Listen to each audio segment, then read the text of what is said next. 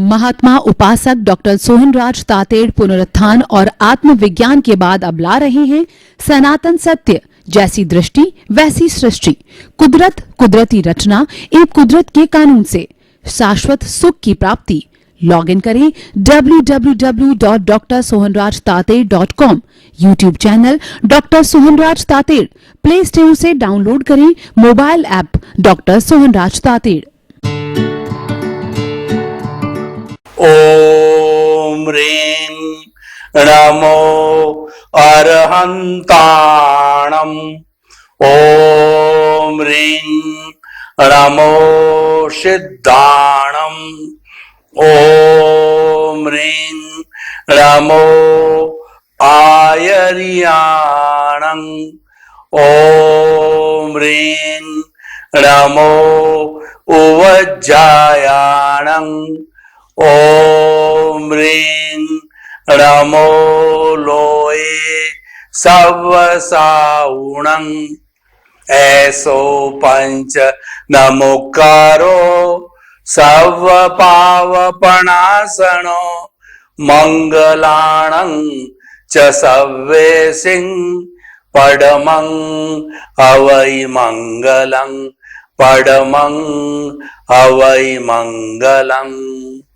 ओम नमो भगवते वासुदेवाय नमः।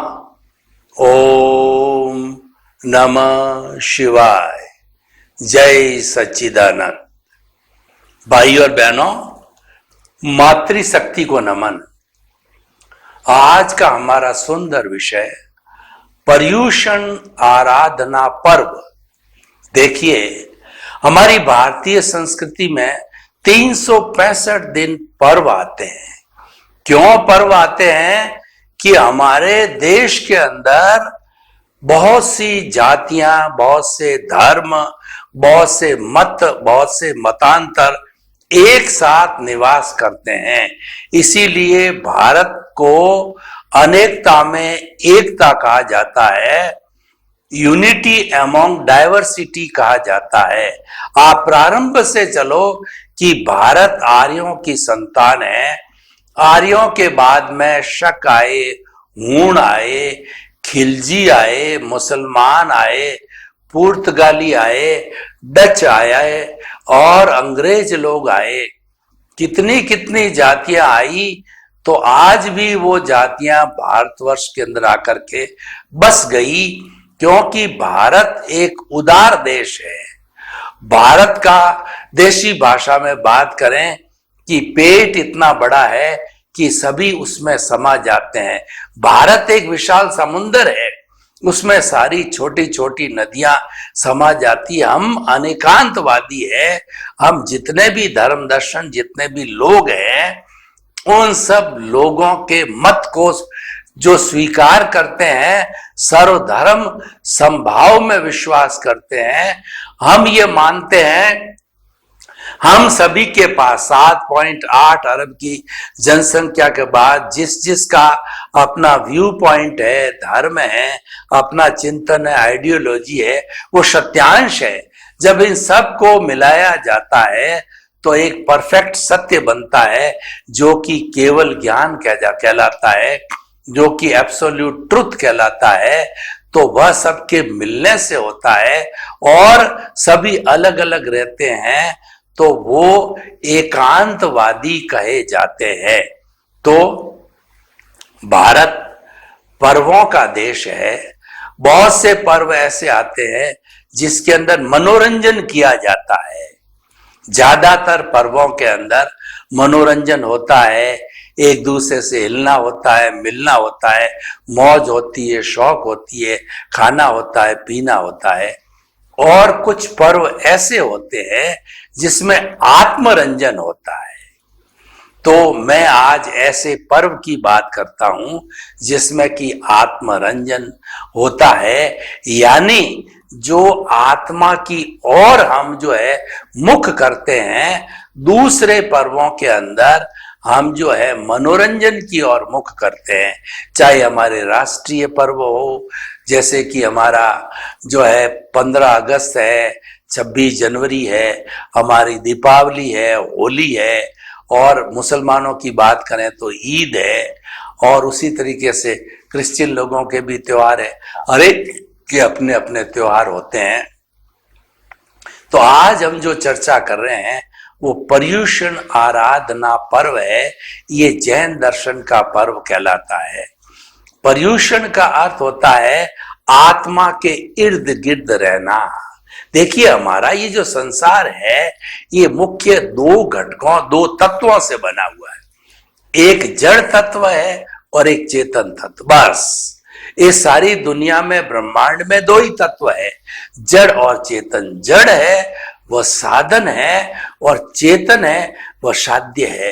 क्योंकि चेतन कभी भी जड़ नहीं हो सकता, जड़ कभी भी चेतन नहीं हो सकता। दोनों के गुण अलग अलग है, दोनों के लक्षण अलग अलग है, दोनों के कार्य अलग अलग होते हैं।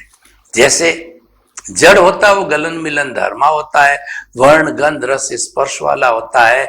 और सबसे बड़ी बात जो मेन जड़ और चेतन में डिफरेंस है, इसमें जड़ में अनुभूति नहीं होती है, फीलिंग्स नहीं होती है, सुख दुख की कोई अनुभूति नहीं होती। चेतन में सुख दुख की अनुभूति होती, फीलिंग्स होती है, प्रजनन होता है, ग्रोथ होती है, इत्यादि इत्यादि। तो हम बात कर रहे थे कि चेतना के इर्द गिर्द रहना। नॉर्मल डेज के अंदर हम लोग जो इंद्रिय सुख में ज्यादा रहते हैं, यानी जड़ के करीब ज्यादा रहते हैं। जड़ का अर्थ होता है धन दौलत, परिवार, सत्ता, संपत्ति, खाना पीना, रोटी कपड़ा, मकान, शिक्षा, चिकित्सा, ये सारे जड़ पदार्थ कहे जाते हैं। और ये जरूरी है। जहां हमारा शरीर है वह खुद जड़ है। जड़ के बिना हम एक मिनट भी अपना जीवन यापन नहीं करते। ये हमारे सहयोगी है, हम इनको सहयोगी मानते, इनका हमारे पर उपकार है। लेकिन चेतन तत्व होता है वह स्वतंत्र है, जड़ है परतंत्र है। ये जड़ है कुदरत के कानून से चलता है। कुदरत की रचना और कुदरत का कानून जड़ पे लागू होता है, चेतन पर कुदरत का कानून लागू नहीं होता है।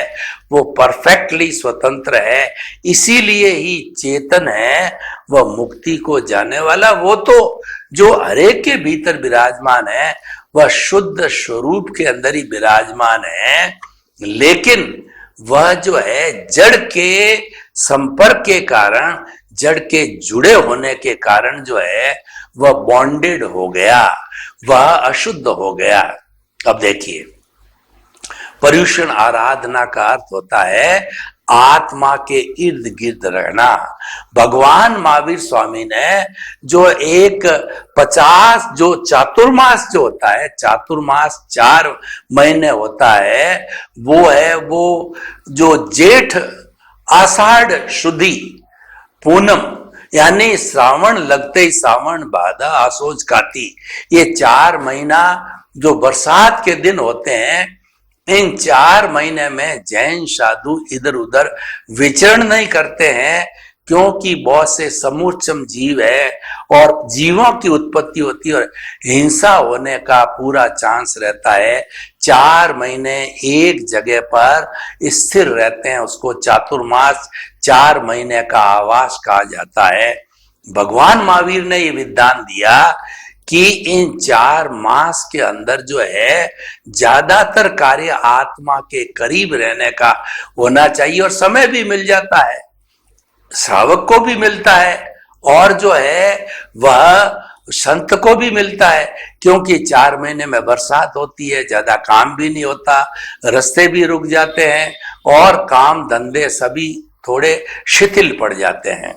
भगवान ने इन 4 महीनों के अंदर विशेष साधना का जो है उपदेश दिया और उन्होंने कहा कि सबसे बड़ी साधना ये है, जिन जिन लोगों के साथ में हमारा चाहे इस जीवन में या पास्ट लाइफ के अंदर जिन जिन आत्माओं जीवित प्राणियों के साथ में हमारा कोई भी वैर विरोध रहा, राग द्वेष रहा, उनको कोई हमने कष्ट दिया, उनको जो है हमने कर्ता समझा, या उनको जो है हमें किसी तरह का उनको कष्ट पहुंचाया, उनके प्रति बुरी भावना की, उसकी क्षमा याचना करना, ये मुख्य कार्य होता है ताकि कि हमारा शुद्धिकरण हो जावे।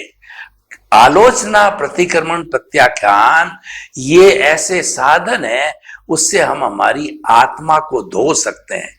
आत्मा के करीब रह के क्या करना है कि आत्मा के साथ जो कार्बन शरीर जुड़ा हुआ है अनादि अनंत काल से, उसको धोना है, उसको मांझना है, उसको घटाना है। तो इसके घटाने के लिए आलोचना, प्रतिक्रमण, प्रत्याख्यान बहुत अच्छे साधन है। तो भगवान ने एक जो है उपदेश दिया कि चातुर्मास के प्रारंभ से, यानी जो है श्रावण की एकम से लगा करके 50 दिन जब पूरे हो जाते हैं तो 51वें दिन संवत्सर का अर्थ होता है कि संवत्सरी, यानी 51वें दिन जो है साल में एक बार आने वाला संवत्सर, आप पूरा दिल खोल करके सारा दिन वह पर्युषण उपासना, आत्मा के करीब रह करके और अपनी आत्मा को धो मांझो, जो जो ध्यान में आ रहा है, प्रत्यक्ष है अप्रत्यक्ष है, उन सब से क्षमा याचना करो। प्रत्यक्ष तो क्षमा याचना हम जाकर कर सकते हैं, टेलीफोन के माध्यम से कर सकते हैं, पत्र के माध्यम से कर सकते हैं, लेकिन अप्रत्यक्ष रूप से कैसे की जाती है मैं थोड़ा सा आपको प्रयोग करके बता देता हूं। आंखें कोमलता से बंद कर दीजिए, रीढ़ की हड्डी एंटीना की तरह सीधी, दोनों हाथ जुड़े हुए, और जो है आप एकदम चित्त को शांत करके मैं बोलूंगा, आप चित्त को जो है अपने अपना जहाँ टीकी लगाते हैं उस स्थान पे, यानी ललाट के मध्य भाग पर केंद्रित करके, और जो जो मैं कहता हूं वैसा आप जो है वो सुनते रहिए। संसार रूपी नाटक के प्रारंभ से अध्यक्षण पर्यंत मेरा किसी भी प्राणी से कोई भी तरह का बुरा व्यवहार हुआ है, किसी का दिल दुखाया है, किसी के प्रति बुरी भावना रही है, तो उन सभी समस्त प्राणियों से प्रत्यक्ष अप्रत्यक्ष रूप से वो सारी अव्ययबाद आत्माएं हैं, मैं भी अव्ययबाद हूं। मैं उन सब से निवेदन कर रहा हूं कि जिन जिन से मेरा काम पड़ा है, जिन जिन से मेरे द्वारा बुरा व्यवहार होता है, मैं उन सबको क्षमा याचना करता हूं, वे सभी मुझे क्षमा करें, मुझे एनओसी दें, क्योंकि एक की भी एनओसी बाकी होगी तो मैं मुक्ति नहीं जा सकता। तो मैं सभी को एनओसी देता हूं, आप सभी को क्षमा करता हूं, आप सभी मुझे क्षमा करें। अव्ययबाद आत्मा की तो केवल भावना के द्वारा पहुंचती है, किसी तार की आवश्यकता नहीं होती है। आप सभी पधार गए हो, आप सभी को मेरा प्रणाम, सबको नमन, और मैं आपसे निवेदन करता हूं कि आप सभी मुझे एनओसी प्रदान करें। मैं तहे दिल से जो कोई भी आपके प्रति अविनय, अशातना, दुर्भावना, बुरा व्यवहार हुआ है वह क्षमा याचना करता हूं, मुझे क्षमा करो, क्षमा करो, क्षमा करो, मुझे एनओसी दो, मैंने आज सबको दे दी है, आंखें खोल दीजिए। इस प्रकार हम प्रत्यक्ष अप्रत्यक्ष रूप से जो है वो आत्माओं से क्षमा याचना करके, इसको प्रतिक्रमण कहते हैं। प्रतिक्रमण का अर्थ होता है अतिक्रमण हो गया है उससे पुनः लौटना। आलोचना का अर्थ होता है स्वीकार करना कि मैंने दोष किया है, मैंने कर्मचारियों को दुख दिया है। और आलोचना, प्रतिक्रमण, प्रत्याख्यान का अर्थ होता है आप संकल्प करो कि मैं आगे भविष्य के अंदर किसी भी प्राणी को किसी प्रकार का कष्ट नहीं दूंगा। तो ये तीनों तरीके से हम अपना शुद्धिकरण कर सकते हैं। ये पर्युषण आराधना में मुख्य रूप से ये किया जाता है। लेकिन धीरे धीरे भगवान के वीर निर्वाण के बाद के अंदर ज्यों ज्यों जो है समय निकला, त्यों त्यों बुद्धि के लोगों के अंदर तर्क बुद्धि बढ़ी और समय भी जो है वो बदल गया, क्योंकि जो है मुक्ति के द्वार बंद हो गए। और फिर हमारा 14 पूर्व का ज्ञान घटते घटते 10 पूर्व 1 पूर्व तक भी आ गया, जिसके बाद में हमको देवर्षि गणी ने जो है वो सारे ये आगम जो है श्वेतांबर के जो 32 आगम है वो उनके लिखे हुए हमको प्रदान किए। तो उत्तरोत्तर आचार्यों ने देखा कि एक दिन में व्यक्ति अपना सारा जो है ये पर्युषण आराधना आत्मा के करीब रहने की जो नहीं कर सकता है, तो 8 दिनों का उन्होंने विधान किया। बदले हुए समय के अनुसार तर्क बुद्धि के जो है व्यक्ति को जो है बार बार स्मरण कराने के लिए उन्होंने 8 दिन का जो है विधान किया। तो पर्युषण है, कुल है, ये 8 दिन का होता है। तो 8 दिन के अंदर उपदेश सुने जाते हैं, भगवान की वाणी सुनी जाती है आगम में। और लोग प्राय जो जैनी लोग होते हैं अपना व्यापार वगैरह वो भी बंद रखते हैं, उपाश्रय में रहते हैं, मंदिरों में जाते हैं, अपनी अपनी जैसी व्यवस्था होती है, गुरुओं के पास जाते हैं, साधु संतों के पास जाते हैं, टीवी के माध्यम से, यूट्यूब के माध्यम से वो उनके प्रवचन सुनते हैं और जो है तपस्या करते हैं। देखिए, भगवान ने तप के 12 भेद बताए, जो इस पर्युषण आराधना में उन जो है 12 भेदों का तप कहिए, निर्जरा कहिए, उनकी विवेचना होती है, प्रवचन होते हैं और पालन किया जाता है। 6 जो भेद होते हैं वो बाह्य भेद है और 6 भेद है वो भीतर के अभ्यंतर जो है तप या अभ्यंतर निर्जरा कह जाती है। बाहर के अनशन, उनोदरी, भिक्षाचरी, रस परित्याग, काय क्लेश और प्रतिसल्लीनता। अनशन का मतलब है 1 दिन का उपवास, 2 दिन का, अधिकतम 6 महीने का उपवास। उनोदरी का मतलब भूख से कम खाना।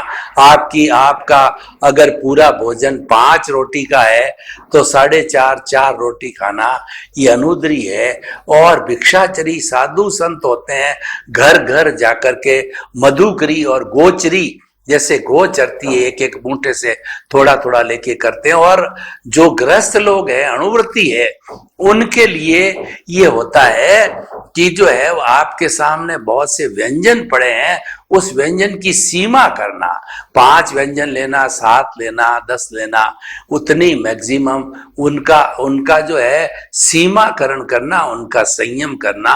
अनशन, उनोदरी, भिक्षाचर्य, रस परित्याग। 6 तरह के रस होते हैं, वो जैसे दूध है, दही है, घी है, तेल है और कढ़ाई विगे यानी मिठाई है और मधु है। ये 6 जो है हमारे शरीर को हष्ट पुष्ट बनाने वाले होते हैं, वो हमारे शरीर को जो है मादकता देने वाले होते हैं। तो इसमें से 1 विगे को छोड़ना, 2 विगे को छोड़ना, 3 को, 4 को, 5 को, जैसा जैसा अपने अपने शरीर का संकीर्ण है, जैसी जैसी इच्छा है वो छोड़ करके संयम करना, इच्छा परिमाण करना, उसका व्रत लेना, संकल्प लेना, त्याग करना, ये सब किया जाता है। और अनशन, उनोदरी, भिक्षाचर्य, रस परित्याग, काय क्लेश। काय क्लेश का अर्थ होता है शरीर को जो है वह लचीला बनाना। उसके लिए आसन किया जा सकता है, प्राणायाम किया जा सकता है। और प्रतिशीलता, मनोरंजन के लिए जो इंद्रियां बाहर की, 5 इंद्रियां बाहर की ओर जाकर के 23 विषय खींचती है, उनको जो है भीतर की ओर खींचना। भीतर की ओर खींचने का मतलब ये है आत्मा के करीब लाना, आत्मा के साथ में उसको जोड़े रखना। तो ये जो है सारा वो हमारा ये कहलाता है कि ये हम जो है पर्युषण की जो आराधना के लिए करते हैं। ये तो 6 हो गए हमारे बाहर के भेद, और 6 जो है भीतर के भेद होते हैं वो प्रायश्चित, विनय, वैया व्रत, स्वाध्याय, ध्यान और व्युत्सर्ग। प्रायश्चित का अर्थ यह है आपने किसी के साथ में बुरा व्यवहार कर लिया है, उसका जो है आप मन में ग्लानि फील करो, मेरे से गलती हो गई, क्षमा याचना करो।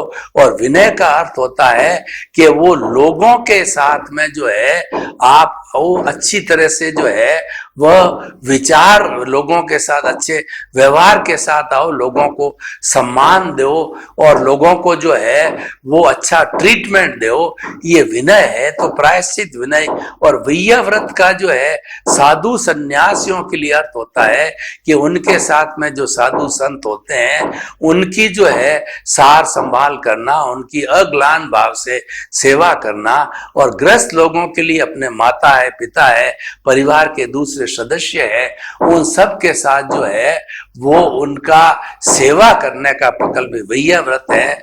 ये प्रायश्चित विनय, वैया व्रत, स्वाध्याय और ध्यान का मतलब मेडिटेशन करना, सालंबन ध्यान, निरालंबन ध्यान, और जो है वो उसके बाद में जो है प्रायश्चित विनय, वैया व्रत, स्वाध्याय, ध्यान और व्युत्सर का अर्थ होता है कि हमें जो है इस शरीर के आकर्षण को जो है कम करना, यानी शरीर से जो है ध्यान हटा करके आत्मोन्मुखी होना। शरीर के अंदर तो 24 आवर्स हम अपना कार्य करते ही हैं, लेकिन आत्मा की तरफ होने का अर्थ यह है आत्मा अशरीरी है, आत्मा को किसी चीज की आवश्यकता होती है और मुक्ति में जाने वाला आत्मा ही होता है, शरीर तो यही रहता है। यानी जितना जितना हम भीतर विराजमान स्मरण करेंगे प्रभु का, भगवान का, ईश्वर का, त्यों त्यों स्मरण मात्र से जो है वो हमारी जो कॉजल बॉडी, हमारा ज्ञान है, हमारा जो राग द्वेष है वो घटता जाएगा और हमको जो है सम्यक दर्शन एक बार प्राप्त करना है पर्युषण आराधना करके, और एक बार जिसको सम्यक दर्शन हो जाता है उसको मुक्ति की नींव लग जाती है। आने वाले जन्मों के अंदर आत्मा की प्रीति, जागृति और अनुभव ज्यादा बढ़ाना। तो पर्युषण आराधना पर्व है, ये बताता है कि आप अधिक से अधिक समय आत्मा के करीब रहो। आत्मा के करीब रहने का अर्थ होता है कि आप भेद विज्ञान करो कि मैं अलग हूं, शरीर अलग है, शरीर तो साधन है, शरीर तो एक मंदिर है और इस साधन के जरिए मैं साधना करता हूं, और जब तक हमारे पूरे कर्म नहीं कट जाते हैं इस शरीर का उपयोग है, और सारे कर्म कटते ही ये शरीर समाप्त हो जाएगा और आत्मा मुक्ति को चला जाएगा। जितना जितना मैं अलग, शरीर अलग और मन वचन काया से मुक्त, ऐसा मैं शुद्ध आत्मा हूं, ऐसा स्मरण करना चाहिए कि हमारी जितने भी मन वचन काया की ये एक्टिविटी जन्म से मृत्यु तक चलती है, ये सारी व्यवस्थित है, ये सारी नियत है, ये सब फिक्स है, और ये पूरा जो एक टैप रिकॉर्ड बन करके ये पूरी मन वचन काया की पूरी बैटरी, जितना हमारा आयुष्य होता है वो 60 साल, 70 साल, 80 साल, वो पूरा इस जन्म में डिस्चार्ज कहलाता है, वो होता रहता है। और वो होता कैसा है, जो पूर्व जन्म के अंदर हमने चार्ज किया था। और ये करवाता कौन है, ये सब कुदरत करवाती है। कुदरती जो है वो हमारी क्रिएटर, ऑपरेटर और डिस्ट्रॉयर है इस शरीर की कर्मों के भुगतान करने की, और उसकी ड्यूटी है वो करवाती है कि जिस जिसका जैसा उपादान है वो संयोग से जो है वो जुटा करके और संयोग को सामने लाके खड़ा करके हिसाब कर देती है।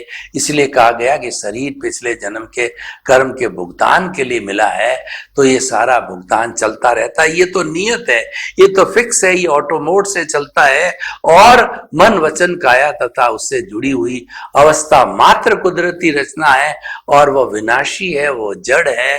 अवस्था का अर्थ यही है कि संयोग के साथ वियोग जुड़ा हुआ है, वो तो आज है और चली जाएगी, कभी भी अवस्था फिक्स नहीं रहती है। लेकिन जिस हम पर्युषण जिसकी आराधना करते हैं कि आत्मा के करीब रहते हैं, तो उस आत्मा का भजन करना, उस आत्मा के गुणों की व्याख्या करना, उसके गुणों को समझना, ये सारा जो है जब हम मन वचन काया से मुक्त हो जाते हैं, मुक्त होते ही जो है हम ज्ञाता दृष्टा बन जाते हैं। इस मन वचन काया की हर प्रवृत्ति को देखने वाले बन जाते हैं, और ये हमारा टर्निंग पॉइंट है। जो ही आप ज्ञाता दृष्टा में चले गए और मन वचन काया का अपना अपना उदय प्रारब्ध के अनुसार ये ऑटो मोड से काम चल रहा है, चलने दो, ये चलता रहेगा, आपकी कोई स्वतंत्रता नहीं है इसकी तरफ इसको शुद्ध करने की, आपको कोई भी, ये तो मैकेनिकल है, ये तो ऑटोमेटिक चलता रहेगा जैसा जैसा योग होता है जिसका।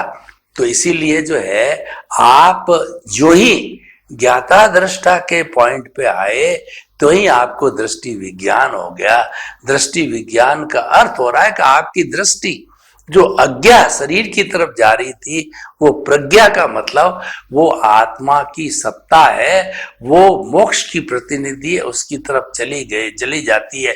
जब आपको सद्गुरु के द्वारा या ज्ञानी पुरुष के द्वारा ज्ञान मिलता है तो ज्ञान मिलने पर आपको जो है वो कर्ता पद से हटा के आत्म पद पर वो बिठा देते हैं, वो अपना काम जो है कर देते हैं, अनंतानुबंधी कषाय है वो भस्मीभूत कर देते हैं हमारे पुण्योदय से और उनके अतिशय से, उनकी कृपा से।